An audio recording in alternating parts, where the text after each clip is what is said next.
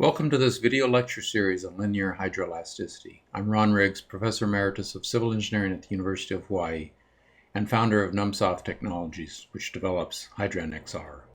These videos evolved out of a series of lectures on linear hydroelasticity that I gave at an international PhD summer school on ocean engineering at Harbin University in July of 2019.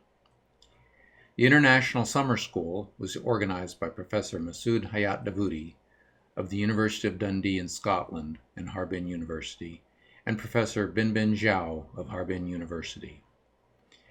It brought together 27 PhD students from around the world, and it involved both technical and professional modules. The technical focus was on hydroelasticity. Hydroelasticity is multidisciplinary in that it requires sophistication both in finite element modeling of structures and in hydrodynamics. People often come to hydroelasticity with very diverse backgrounds. Therefore, I cover basic theory in the underlying areas. Feel free to skip those videos in areas in which you are well versed and listen to the videos that cover gaps in your knowledge. The webpage has a summary of each video to help you decide whether to watch a given video or to skip it. The implementation of linear hydroelasticity typically involves linear potential theory for the fluid and the green function method in the frequency domain for the numerical implementation. Professor Hayat Dawoodi provides the lecture that covered the basic theory of this. Each course lecture was up to 1.5 hours. Now nobody wants to listen to a video that long.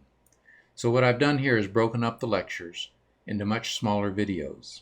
As a result, the videos are organized into main topics and then broken down into subtopics. For those of you interested in using HydroNXR, at the end of the general videos, I provide a series of videos where I work through the OMA barge example that is included in the example files download. Even if you use a different tool, you may still find these videos useful because no matter which tool you use, you will need to go through the steps in this example for any complete hydroelastic analysis. I hope you find these videos useful and feel free to send me feedback.